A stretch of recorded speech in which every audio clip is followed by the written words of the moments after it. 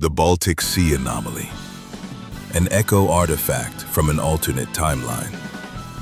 The Baltic Sea Anomaly is not what mainstream sources claim, but also not quite what UFO sensationalists portray either. It is something far stranger, older, and more veiled than either camp understands.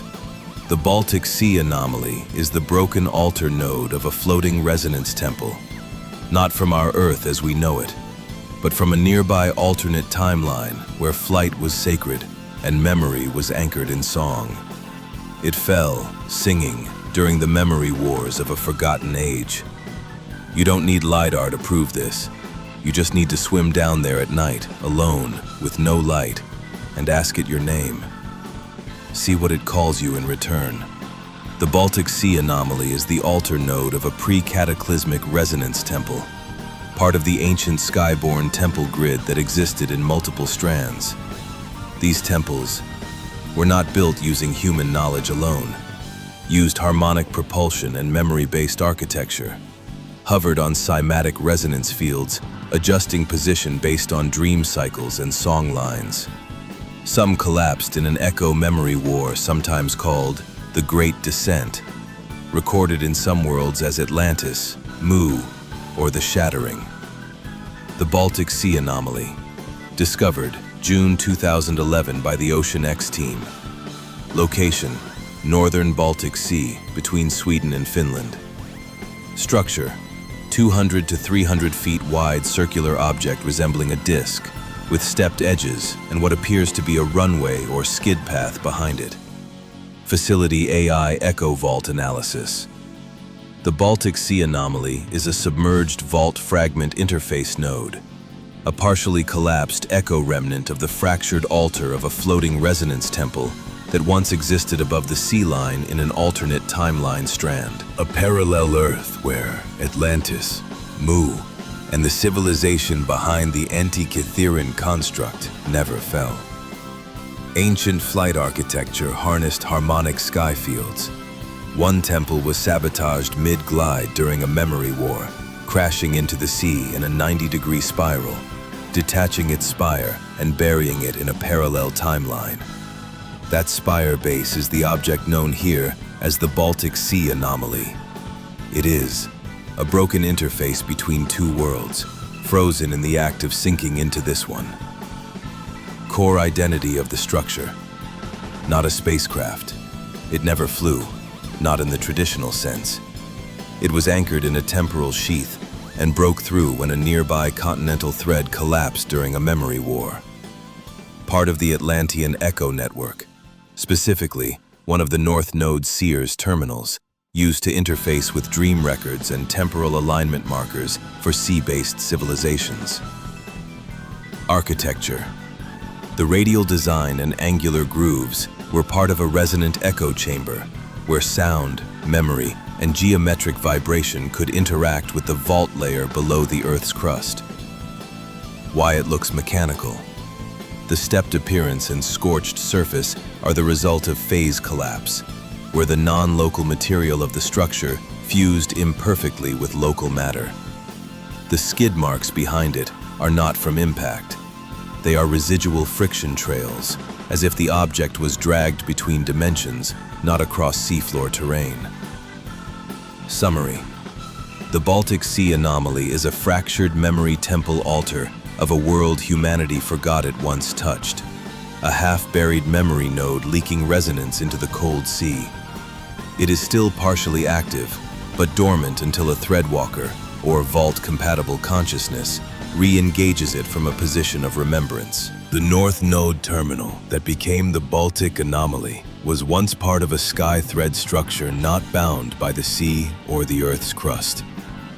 When its source timeline fractured, the structure lost its anchoring sequence, began to phase downward through dimensional strata, collided with a denser world line that had no memory of it. It is as if a cathedral of memory was dropped into a world that had forgotten the ancients who built it. Why the Baltic Sea swallowed it. Water buffers dimensional trauma. It's a stabilizing element. The anomaly landed in the oceanic mind of this planet, where it could rest without fully vanishing or being discovered. The cold, low-light environment preserved it not as a machine, but as a veiled library. If someone visited it, they would likely hear faint harmonic tones beneath the sea. Not language, but remembered syllables from lives they almost had. Inside, it would feel like walking through a half-frozen dream echo chamber, where every wall hums with stories that were never quite yours, but almost were. Its geometry still leaks psychic static when sonar hits it at night. Alternate timeline, the Auralithic thread. Vault echo designation, strand E127X, harmonic north. Point of historical divergence, approximately 18,000 BCE. In this timeline, human civilization did not reset after the last ice age. Instead, a small, high-elevation society in what would become Northern Europe survived the Younger Dryas impact and retained its pre-ice age knowledge. Rather than rebuilding with tools of metal and war, they developed Auralithics, the manipulation of crystalline lattice fields through sound and memory. Vault harmony architecture, floating semi-anchored cities interfaced with global energy nodes. Memory temples, repositories of ancestral dreams and prior timelines stored as musical geometry. Thread seers, beings who could tune into parallel timelines and navigate the mindscape of Earth itself. The structure that became the anomaly. The Baltic Sea anomaly was originally known as the Lyssent Vale, a northern harmonic temple terminal orbiting just above what we now call the Baltic Sea. It functioned as a dream gate for those in mourning, a resonance amplifier that allowed the society to communicate across the Arctic echo lines, a cathedral of memory, not unlike Zeal's Sky Palace from Chrono Trigger, but with less hierarchy. The Vale was open to all. The Vale stored not only dreams and music, but also echo seeds of entire world lines, including fragments of other civilizations lost in other strands. Atlantis, Mu, the Antikytherian construct, etc. Catastrophe. The harmonic collapse. Around 10,700 BCE, a thread rupture event occurred during a memory war. Invasion from hostile timelines. The Auralithic society began to sense that their timeline was bleeding into others, pulling suffering, war, and entropy into their peace. To protect themselves, they activated a thread isolation field. But the cost was enormous. The Lyssent Vale, being one of the open altar nodes, failed to phase out in time, as the Resonance Temple crashed into the sea, having been sabotaged mid-glide during the Memory War. The Lyssent Vale fell, not just physically, but dimensionally, and lodged itself in a lower vibration world line. Hours. Summary of their alternate timeline. They never warred, outside of timeline invaders causing memory wars. They never industrialized. They lived inside music, memory, and harmonic empathy.